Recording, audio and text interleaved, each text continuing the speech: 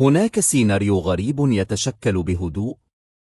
تفاصيله تبدو عادية في الظاهر، لكنها قد تقود إلى نهاية غير متوقعة تماما. فهل يمكن أن يحسم سباق تنظيم نهائي كأس العالم 2030 ليس بالقوة فقط، بل بأخطاء المنافسين؟ معشر المستكشفين السريين، أهلا بكم. أبدأ بتعلم الإسبانية لأن بكاء الإسبانيين يفوق بكاء الجزائريين والمصريين.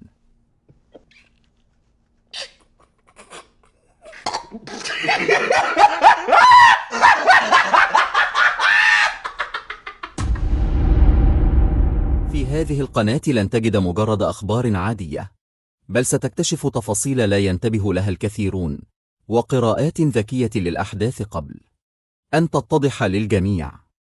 كل فيديو هو محاولة لتقديم شيء مفيد، مشوق، ويستحق وقتك فعلا. إذا أعجبك هذا النوع من المحتوى، لا تتردد في الاشتراك وتفعيل الجرس حتى لا يفوتك أي جديد. تشير العديد من المعطيات إلى أن المغرب يمتلك حظوظا قوية جدا لاحتضان النهائي، لكن المثير للاهتمام ليس فقط إمكانية الفوز، بل الطريقة التي قد يحدث بها ذلك. إذا عدنا إلى سنة 2024 سنجد مثالا واضحا على هذا النوع من السيناريوهات. في سباق الكرة الذهبية تمكن رودري من الفوز بشكل مفاجئ، رغم أن فينيسيوس جونيور كان من أبرز المرشحين. السبب لم يكن فقط في الأداء داخل الملعب، بل في تشتت الأصوات، خاصة مع وجود أكثر من لاعب قوي من نفس الفريق، مما أثر على فرص الفوز. وهنا يظهر درس مهم: أحيانا لا تخسر لأنك ضعيف، بل لأن منافسيك لم يحسنوا إدارة فرصهم. اليوم يتكرر مشهد مشابه ولكن على مستوى أكبر. إسبانيا، أحد أبرز المنافسين على استضافة النهائي، تجد نفسها أمام انقسام واضح.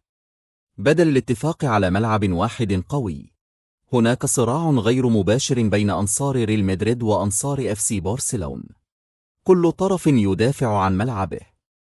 الأول يرى أن سانتياغو برنابيو هو الأحق، والثاني يعتقد أن كامب نو هو الخيار الأنسب.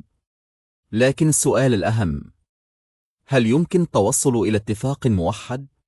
المؤشرات الحالية لا تبدو مشجعة، خاصة مع وجود تنافس تاريخي بين شخصيات بارزة مثل فلورنتينو بيريز وخوان لابورتا.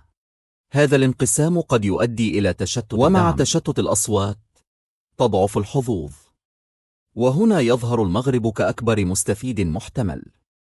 في مثل هذه الملفات لا يفوز دائما الأقوى، بل قد يفوز الطرف الذي يعرف كيف يستغل الفرص أو ينتظر أخطاء الآخرين.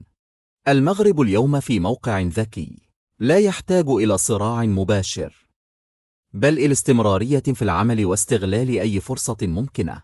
ويبقى السؤال مفتوحا: هل ستنجح إسبانيا في توحيد موقفها في اللحظة الحاسمة، أم أن السيناريو سيتكرر، ولكن هذه المرة بنتيجة تاريخية لصالح المغرب؟